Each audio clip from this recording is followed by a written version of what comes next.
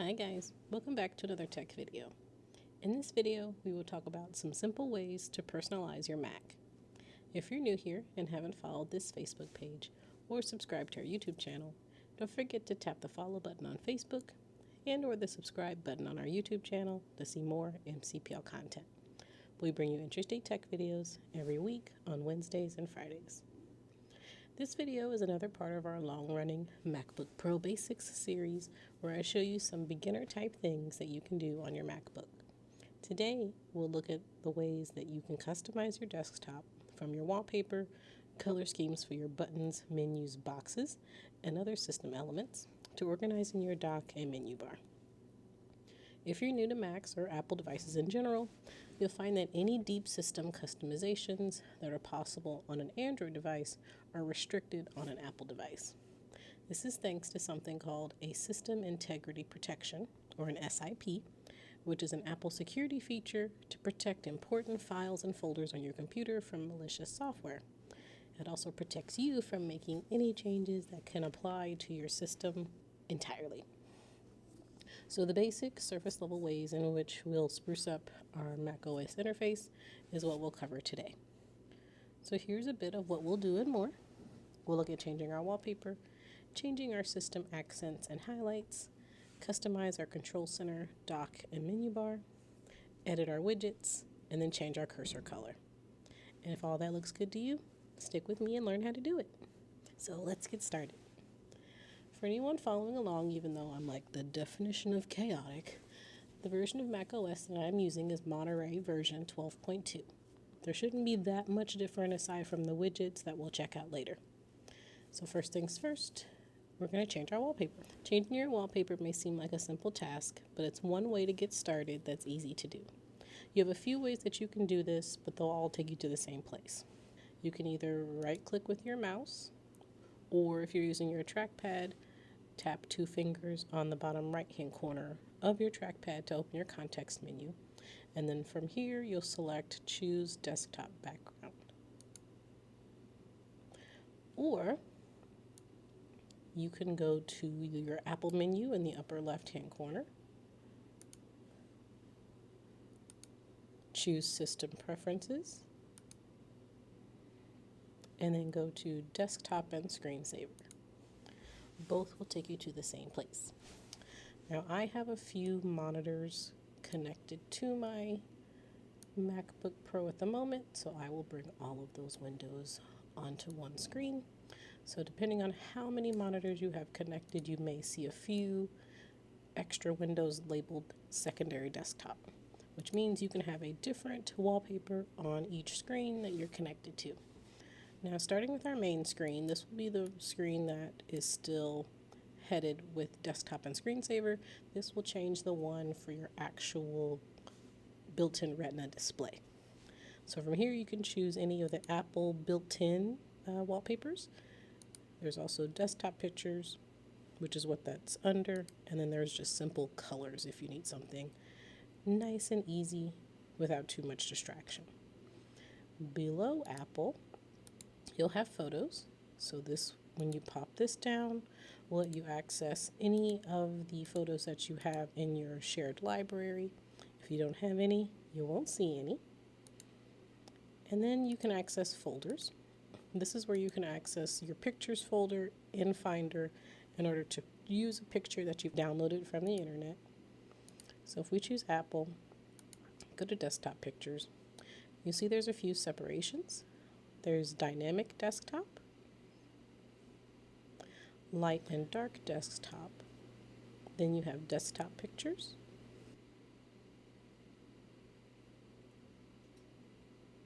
and then Colors. Now you can choose a custom color if you'd like to do that. It'll bring up a color wheel.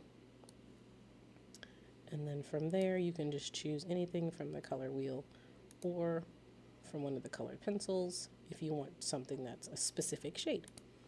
So if we wanted to go to Desktop Pictures and choose one of the light and dark desktops, all you'd have to do is click on the one you want, and the screen will change for your built-in Retina display. Now, since I have multiple desktops, I'd have to go to each screen, find the one I want, and apply it from there. So whichever one I want for the other one, I can do that. And then for the last one, I can go and choose a different one from there for that one. And that's all you have to do is click on it. Now you'll see some of these say automatic here. So this is where it'll change from light to dark, or you can keep it to stay in light mode or switch it to dark. And then the other one, switch it to dark and it'll stay in dark mode instead of being automatic and switching from light to dark. So this is dark.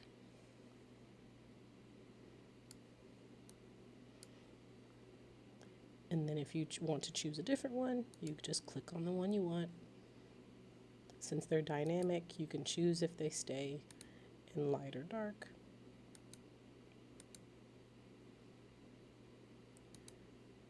And it's pretty easy to change it from there. So let's do this one. And we can download it. And it'll be added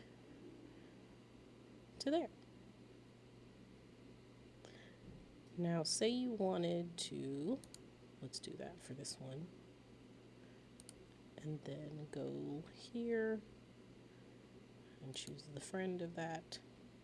I like all of mine to kind of be coordinating in some sense. There we go. And that's how easy it is to really change your background. So if you have a personal picture that you would like to use as your desktop wallpaper, there's a few ways that you can do it. So we saw from System Preferences, you can choose your Pictures folder if you save your pictures there. But if you're like me and you don't, because like I said, chaotic, you can go to Finder, go to wherever that picture is, and say I want the picture here that I sent to myself to be my desktop background. All I have to do is right click on the picture and choose Set Desktop Picture. And what it'll do from there is just go ahead and do it. So now I can look at my daughter's goofy face all the time. So I'll show you that one more time. Go to the picture that you want, right click on it, and at the bottom of the menu choose Set Desktop Picture. And now I have my niece. Now if you want to change how that looks, you'll go to your System Preferences, Desktop and Screensaver, and then you've got the image listed there, and it's set at full screen or fill screen. So you can choose it to fit to the screen, and then change what color is around it if you'd like that. You can stretch to fill the screen, which of course it'll distort the picture, so that's not very fun looking. Or you can put it in the center, and then you can see the image from there. But I tend to like fill screen, even though it cuts her off a little bit. And so I can look at my niece whenever I want. But I've got my favorite daughter, so I'll put her back. So that's how you'll change your desktop picture. If you decide that you want a slideshow of pictures instead of just one at a time, what you can do, go back to your System Preferences, Desktop and Screensaver, and you can choose to put the pictures that you want in one of the folders that's already set here, but I'm going to go ahead and add a new folder. And what I want to do from that is I want to toggle on this change picture option and let it go through every 5 minutes or so in a random order if I want, through a certain folder that has the pictures I want. So I'm going to add the folder that I have here on my desktop. Can you drag it over? You can drag it over. Nice. But if you didn't have it like already there on your desktop, what you would do is click the plus sign, and this will let you navigate to the folder that you want to add to the panel so that way you can choose it from the options of what pictures it rotates through. So it's going to go through these 9 pictures every 5 minutes, just like that. And to change their size, I have that fill screen drop down. I can fit them to the screen if I want to do that. And then change the color that's there and let it rotate through all of those pictures. Now, rotating them through pictures may take up a little bit of your battery life, so keep that in mind if you're not plugged into power when it's going through all of your pictures. But that's how you'll add more than one picture. Now, I'm going to go back to a still picture because I want to show how you'll change the menu bar and window colors and buttons to match what picture you may have as part of your wallpaper. So I'm going to change that back to a still one, and I'm going to go back, and this time I want to go to General, and we have some options here: appearance, accent color, and highlight color. So appearance will let you change it from light mode, dark mode, or auto. So auto will be once it's a certain time of day, it'll switch to dark mode. But I love being in dark mode. This will change all of your windows to a darker color, a little more soothing, pretty sleek. And what you can do from there is choose your accent color. Right now it's already set on multicolor, but I can choose what it'll do, and this changes the color of the buttons for a lot of the menus. And since I have this multicolored background here, it doesn't really matter which color I pick, as long as it's one that, hey, I can see and that I like. So if I choose blue for now, I can change my highlight color to a different color. It was set to be the accent color, or whatever the accent color will be, but if you kind of want to change it a little bit, you can change that to a different color. So I can have my accent color be multicolor, but I can change maybe my accent color to pink, or if I want to start with the pink as my accent color and change my highlight color to orange. So when I double click on something, here I'll give you an example.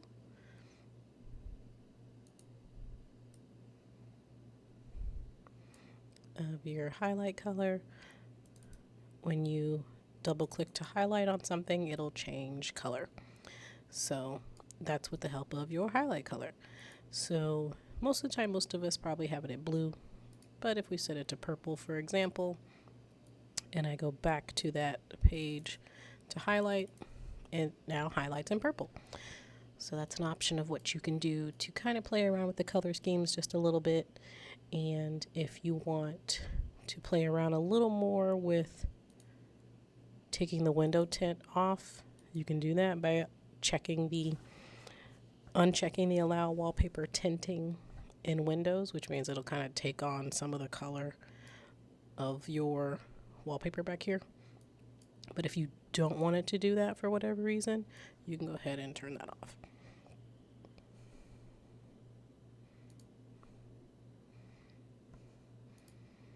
So that's our system highlights, accent color. That was our wallpaper. The next thing that you can do is customize your control center. Now, if you don't know where your control center is, just go ahead and close that friend here and close this one. Your control center is here in the upper right-hand corner of your menu bar. And when you click on it, it's got like the 2 toggles stacked on top of one another. This is kind of where you can have some quick controls of things that you need access to. So to change what's there, you'll go to your system preferences again, and then this time you'll go to dock and menu bar, and here's where you can kind of change what's where. So if you scroll down here, you'll see what's in the control center already. These main ones here listed under control center have to stay in the control center. So you'll notice when you click on some of them, it'll say always available in the control center, which means you can't take it out of the control center. But you can either take it out of the menu bar, or put it in the menu bar. So the menu bar will be the taskbar looking bar that runs across your entire wallpaper, or your entire desktop. And you'll notice there's quite a few icons here. If you're like, I don't ever use any of these, you can take it out of the menu bar. If you do use it, you'll show it in the menu bar. So I hardly ever need my Bluetooth in the menu bar, but if I'm like, oh, I need it, you'll notice the icon shows up there. And then when you click on it, it'll give you the menu of whatever needs to be there. Oh, my mouse is gonna die. I need to charge it. So I'm gonna take that out. You can have AirDrop there if you want it. I can take focus out of the menu bar. Keyboard brightness isn't there. You can just go through each of them and take out what you don't need in the menu bar.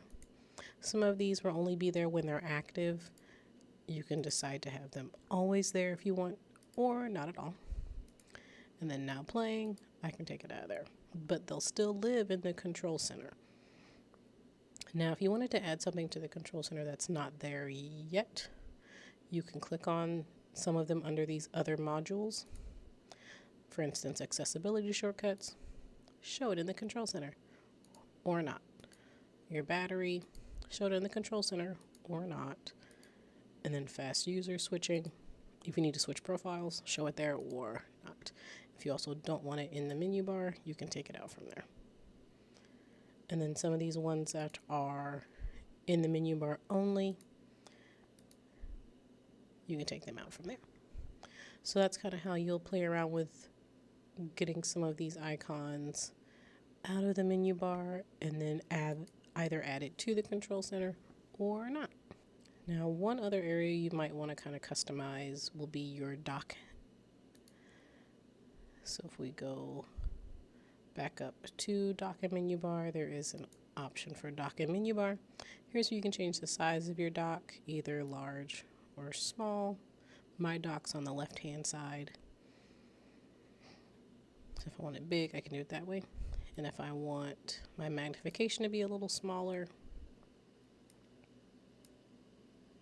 so that way when I hover my mouse over them, it's either really obnoxious or not. And then I can choose the position of where it needs to be. If you end up with it on the right on top of your folders, it'll shove them over. So it can either be on the left, the bottom, or the right. And if we leave it on the bottom, you can have it do Genie effect or scale effect, so that just determines whether or not or how the windows will look when you minimize them. If you want it to zoom, if you want something to minimize into the application icon in the dock, it'll go down there. If you want your recent applications section on here or not, I prefer not having that. And if you want it to automatically hide or show, this will really depend on what you're doing. I tend not to like it disappearing like that, because if I can't get it to come up the first time, I'm grumpy. So I like seeing it all the time. And then if you like seeing what's indicated as open or not, you can take those dots off of the open apps in the dock. So those are a few of the things that you can do in the dock. So if you want to change your cursor color, what you can do is go into your accessibility settings. So we're still in system preferences, but we're going to open accessibility. And what we'll do from here is go to display. And then we have these options of display, pointer, or color filters. We're going to go to pointer. Here we can change our pointer size, so we can move it up as big as we need it to be. I'm sure that would have been a lot easier to have that in previous videos. But you see we can also change the pointer outline color and then the pointer fill color. So the outline color, it'll give you your color wheel, color slider, your palette, photo, or the color pencils. So since we have a wide range of colors in our desktop, we can change the highlight color. I like that one. And then we can change the fill of it. You can make it white or make it pink, whatever you want to do. Choose colors that make it easiest for you to see it. There we go. So that's how you'll change your pointer color. So how we got there, accessibility, display. There's a whole lot of other options here as well if you'd like to modify those to make your Mac experience unique. I changed my pointer size like that. And then I changed the pointer outline and pointer fill color. If you're like, I don't really want that, click reset and it'll put it back to white and black. So that's how you do all of that. Next time I see you, what we'll do is we'll play around in Finder and see what options you have for changing what color your folders are, how they look, and what your icons look like, and a few more other things. I'm really excited. So if you missed some of what I talked about in the beginning, what we did was we played around in system preferences to change our wallpaper. So Apple menu, system preferences. We went to desktop and screensaver. And from there, we were able to choose whatever background we wanted. And then we went to our dock and menu bar and played around in there with how the dock will look and where it lives. Put mine back on the left. And also in desktop, we went to general. Here's where we changed from light mode to dark mode or auto. We changed our accent color and our highlight color. And then we went to accessibility, display, and then we changed how our pointer looks. So that's what I have for you. I'll see you next time. Have a good day. And we want to thank you for watching. Follow us to find more videos just like this. Our page on Facebook is MCPL 360. And if you miss us on Facebook, you'll still find these same videos on our YouTube channel at MCPL Mo. Find our consumer technology playlist. Have a good day.